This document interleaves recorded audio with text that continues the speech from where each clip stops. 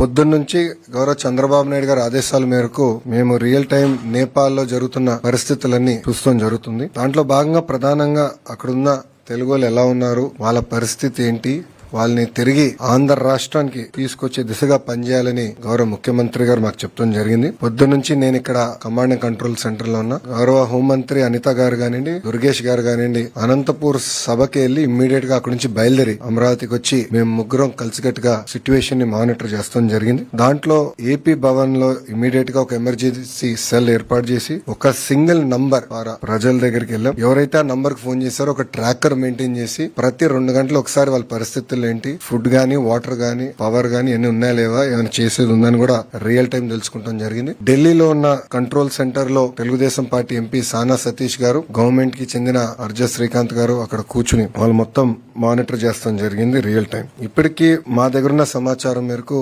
217 మంది ఆంధ్రలో 12 లొకేషన్స్ లో, అంటే హోటల్స్ కానివ్వండి లేదంటే వేరే పట్టణాల్లో గానీ 12 లొకేషన్స్ లో వాళ్ళు ఉన్నారు. దీంట్లో సుమారుగా 173 మంది కఠ్మండూలో, 22 మంది హెటౌడాలో, 10 మంది పోఖ్రాలో, 12 మంది సిమికోట్ లో ఉన్నవారు. ఇది మేము టైం టు టైం మానిటర్ చేస్తున్నాం. దాంట్లో సుమారుగా 118 మంది మహిళలు ఉన్నారు, 98 మంది మగవాళ్ళు ఉన్నారు. అటు ఏపీ భవన్ కానివ్వండి, ఇక్కడ ఆంధ్ర రాష్ట్రంలో ఉన్న కమాండ్ సెంటర్ కానివ్వండి, మేము టైం టు టైం అటు ఎంబసీతో అదే విధంగా ఇతర అధికారులతో మాట్లాడటం జరిగింది. ప్రధానంగా కఠ్మండు నుంచి రేపు ఆంధ్రుల్ని తిరిగి తీసుకొచ్చేదానికి రేపు మధ్యాహ్నం ఒక ఫ్లైట్, ప్రత్యేక ఆంధ్ర రాష్ట్రం ఏర్పాటు చేసిన ఫ్లైట్ కఠ్మండులో ల్యాండ్ అయ్యి ఆంధ్రులందరినీ అక్కడ నుంచి తీసుకొచ్చి first hall Visakhapatnam, second hall కడపలో చేస్తాం జరుగుతుంది. ఇక్కడ గానీ ఒకసారి చూస్తే కఠ్మండుతో పాటు సిమికోట్ లో ఉన్న 12 మంది వాళ్ళని ఇప్పుడు నేపాల్ గంజ్ ఎయిర్పోర్ట్, అంటే యూపీ బార్డర్ పక్కన ఉన్న ఎయిర్పోర్ట్ కి వాళ్ళని రేపు పొద్దున తరలిస్తాం జరుగుతుంది.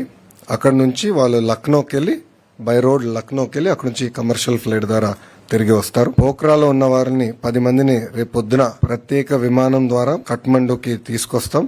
అక్కడి నుంచి మనం పెడుతున్న విమానం ద్వారా తిరిగి ఆంధ్ర రాష్ట్రానికి వస్తారు. ఇంకొక 22 మంది హెటౌడాలో ఎవరైతే ఉన్నారో వాళ్ళు ఈ రోజు రాత్రే రాక్సాల్, ఎక్కడైతే బీఆర్ బార్డర్ ఉందో అక్కడికి వెళ్తారు. వాళ్ళు బై రోడ్ వెళ్ళి అక్కడ ఆల్రెడీ మేము డిస్ట్రిక్ట్ మేజిస్ట్రేట్ వాళ్ళతో మాట్లాడటం జరిగింది. వాళ్ళకి కావాల్సిన ఏర్పాట్లు కూడా, ఇమిగ్రేషన్ గానీ ఏమైనా ఏర్పాట్లు ఉంటే కూడా అధికారులతో మాట్లాడడం. అది ఏపీ భవన్ అక్కడ నుంచి సబ్సిక్వెంట్ గా వాళ్ళ ట్రావెల్ కార్యాచరణలు కూడా ఏర్పాటు చేస్తాం జరుగుతుంది. మళ్ళీ రేపు పొద్దున మేము 10ంటికి అందరం ఇక్కడ అసెంబ్లీ అవుతున్నాం రియల్ టైం గవర్నెన్స్ సెంటర్ లో. రేపు 10 నుంచి కంటిన్యూస్ గా మానిటర్ చేసి ప్రతి ఆంధ్రుడు తిరిగి వచ్చే వరకు మేము అందరం పనిచేస్తాం. కేవలం విశాఖపట్నానికి, కడపకే కాదు, ప్రభుత్వం వాళ్ళని వాళ్ళ ఇంట్లో దించే బాధ్యత తీసుకుంటాం. అంటే ఎయిర్పోర్ట్ లో కూడా వాళ్ళకి కావాల్సిన వాహనాలు ఏర్పాటు చేసి నేరుగా వాళ్ళని వాళ్ళ ఇంట్లో దింపే బాధ్యత కూడా మేము తీసుకుంటున్నాం. సో ఈ రోజు ఆంధ్ర రాష్ట్ర ప్రభుత్వం చాలా సీరియస్ గా తీసుకుని ఆంధ్రుల్ని తిరిగి తీసుకొస్తాం జరుగుతుంది. ఇంకా రాత్రి కూడా ఉంటే రియల్ టైం మేము అందరూ ఒక వాట్సాప్ గ్రూప్ కూడా ఏర్పాటు చేసుకున్నాం. మంత్రులు కూడా ఉన్నారు, గౌరవ ముఖ్యమంత్రి గారు కూడా వాట్సాప్ గ్రూప్ లో ఉన్నారు.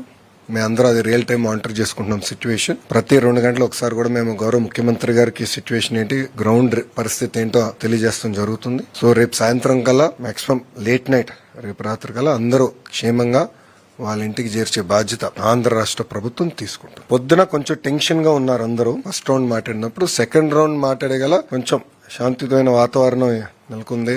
ఆర్మీ వాళ్ళు కూడా వాళ్ళు చేయాల్సిన కార్యక్రమం వాళ్ళు చేస్తున్నారు. సో ఇప్పుడు ప్రశాంతంగా ఉంది అనేది వాళ్ళు చెప్పారు. కానీ వాళ్ళు వెళ్ళినప్పుడు కొంతమంది అయితే ఏకంగా బస్ స్టాండ్ లో దాక్కునే పరిస్థితి, అప్పుడు బస్ స్టాండ్ కూడా తగలబెట్టారని వాళ్ళు చెప్తాం. ఒకరైతే ఏకంగా రోడ్డు పైన ఉన్న పరిస్థితి మొత్తం మాకు చూపించారు. అంటే రాత్రి షాపుల పైన జరిగిన దాడులు గానీ, హోటల్స్ పైన జరిగిన దాడులు గానీ అవన్నీ కూడా వీడియో కాల్ ద్వారా వాళ్ళు మాకు చూపిస్తాం కూడా జరిగింది. సో ఒక మాటలో చెప్పాలంటే నిజంగా వాళ్ళందరూ చాలా భయపడ్డారు, చాలా పానిక్ అయ్యారు. ఒక పక్కన వాతావరణం కొంచెం కామ్ అవుతాం, రెండోది ఆంధ్ర రాష్ట్రం నుంచి మేము అంటే 12 గ్రూప్స్ ఉన్నాయి కనుక 12 మందితో మాట్లాడి, కోఆర్డినేటర్ ఉన్నారు, కోఆర్డినేటర్తో మాట్లాడి మళ్ళందరితో కూడా మాట్లాడి మేమున్నాం, మీకు ఏమైనా ఇబ్బంది ఉందంటే ఇమీడియట్ గా మాకు ఒక ఫోన్ చేయండి, ఒక మెసేజ్ పెట్టండి, we'll take it up seriously అని చెప్తాం కూడా జరిగింది. సో ఆ పానిక్ రియాక్షన్ లేకుండా మేము చూసుకున్నాం.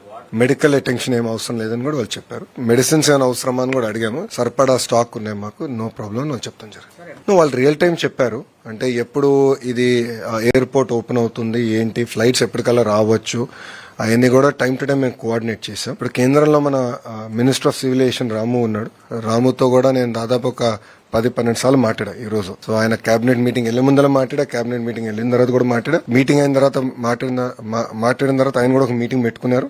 ఢిల్లీలో పెట్టుకుని ఒక ఆంధ్ర రాష్ట్రమే కాదు రేపు మహారాష్ట్రకి ఏంటి ఎన్ని ఫ్లైట్లు వేయాలి, ఢిల్లీకి ఎన్ని ఫ్లైట్లు వేయాలి కూడా, ఎందుకంటే భారతీయులందరినీ తిరిగి తీసుకురావాలి కదా. సో ఆ బాధ్యత కూడా రాము తీసుకుంటున్నాడు. లేదు ఇప్పుడు అంతా ఆ ఇష్యూ సెటిల్ అయిపోయింది, పర్మిషన్ ఇచ్చారు. సో అందుకే రేపు మధ్యాహ్నం కదా మనం ఫ్లైట్ వెళ్తుంది. మన వాళ్ళు వైజాగ్ కి, ఇంకా ఐ థింక్ అక్కడి నుంచి 2.5 గంటల ఫ్లైట్ మనకి వైజాగ్ కి. వైజాగ్ నుంచి ఒక 45 మినిట్స్ కడప. అదంతా మేము ట్రాక్ చేసుకుంటున్నాం. అదే ఇబ్బంది లేదు, మేము ట్రాక్ చేసుకుంటున్నాం. కావాలంటే కాపీస్ అని కూడా పంపిస్తాము. అలాంటి ఇబ్బంది అయితే ఏం లేదు. సో కొంతమంది పాపం వాళ్ళు బట్టలు పోగొట్టుకున్న వాళ్ళు ఉన్నారు, ఒకరిద్దరు పాస్పోర్ట్ పోయిన వాళ్ళు కూడా ఉన్నారు. అదే we're coordinating with embassy. Real time మేము కోఆర్డినేట్ చేసి అవసరమైన టెంపరీ ట్రావెల్ డాక్యుమెంట్స్ అన్ని కూడా ఏర్పాటు చేస్తాం. ఆ ప్రాబ్లం ఏం లేదు. అలాంటి పరిస్థితి రాలేదు, ఎందుకంటే వాళ్ళే డైరెక్ట్ గా మాట్లాడుకున్నారు కనుక ఆ పరిస్థితి ఏం లేదు. వాళ్ళతో మేము మంత్రులు మేము అందరం మాట్లాడాం కనుక వాళ్ళు కూడా హ్యాపీగా ఉన్నారు. ఎస్, ప్రభుత్వం ఉంది అని ఒక భరోసా వాళ్ళు కలిగింది. సో ఎక్కడ పానిక్ అవ్వలేదు. టైం టు టైం వాళ్ళు కూడా ఫీడ్బ్యాక్ ఇస్తున్నారు. కొంతమంది మాకు రోడ్ ఓపెన్ అయింది, మేము ఏం చేయమంటారు, బార్డర్కి వెళ్ళొచ్చా, మీ అభిప్రాయం ఏంటని కూడా అడిగారు. మేము కొంచెం డైరెక్షన్స్ ఇచ్చాం. పలాంటి ఇక్కడికి వెళ్ళిన అక్కడ ఈ వ్యక్తి ఉంటారు, రిసీవ్ చేసుకుంటారు, అటు నుంచి మేము చూసుకుంటాం, ఏర్పాట్లన్నీ చేస్తామని కూడా చెప్తాం.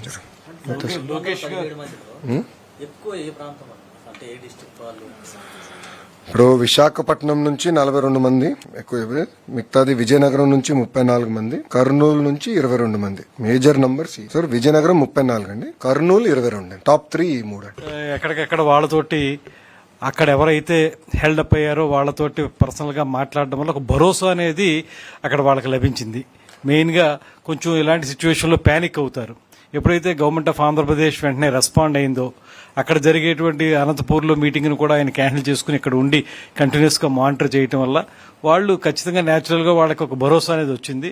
వాళ్ళందరూ హ్యాపీ ఫీల్ అయ్యారు. ఇప్పుడు అన్ని మెజర్స్ తీసుకోవడం జరిగింది. రేపు మధ్యాహ్నానికి అందరినీ కూడా మళ్ళీ ఇండియాకి తీసుకురావచ్చే ఏర్పాట్లన్నీ కూడా లోకేష్ గారి నేతృత్వంలో అందరూ టేకప్ చేస్తాం. 217 మంది కదమ్మా. దాంట్లో ప్రధానంగా చూస్తే మీకు హెటోడాకి 22 మంది వచ్చేస్తారు. So capacity of the flight is 220. Buffer కూడా ఉంది, అదంతా చూసుకున్నాం. బఫర్ కూడా చూసుకుని ఒక ఫ్లైట్ సార్. అంటే కేంద్ర ప్రభుత్వం కూడా అదనంగా వేయాల్సి వస్తే ఈ సిద్ధంగా ఉన్నారు. అంటే ఎక్కడ వెనకాడట్లా చాలా క్లారిటీ ఉంది. ప్రభుత్వం బండ్లు ఏర్పాటు చేసి వాళ్ళ ఇంటికి చేర్చే బాధ్యత మేము తీసుకుంటాం. ఇప్పుడు మాకేంటంటే ఒక రోల్ మోడల్ ఉన్నారు కదమ్మా, చంద్రబాబు నాయుడు గారు. ఇప్పుడు మీరు చూస్తే ఉత్తరాఖండ్ వరదలు వచ్చినప్పుడు బాబు గారు ఎట్లా పనిచేస్తారో మేము అందరం చూసిన వాళ్ళం. సో ఆయన చూసి ఇన్స్పైర్ అయ్యి ఇట్లా చేయాలి, ఇట్లా చేస్తే కరెక్ట్ అనేది మేము చేసుకుంటూ వెళ్ళిపోయాం. ఆయన ఒక మోడల్ ఉంది మాకు, గతంలో చేశారు, చేసి చూపించారు, మేము అది ఫాలో అవుతున్నాం. అదే ఉత్తరాఖండ్ అప్పుడు ప్రతిపక్షంలో ఉన్నారు. 2 ఫ్లైట్స్ 3 ఫ్లైట్స్ మేము నేను ఎన్టీఆర్ ట్రస్ట్ నుంచి మానిటర్ చేశాను. గౌరవ ముఖ్యమంత్రి గారు నేరుగా అక్కడ ఉత్తరాఖండ్కి వెళ్ళారు, వెళ్ళి ఆయన తీసుకొచ్చారు, తెలుగు వాళ్ళందరినీ తీసుకొచ్చారు. ఓకేమా, థ్యాంక్ యూ వెరీ మచ్. జై హింద్.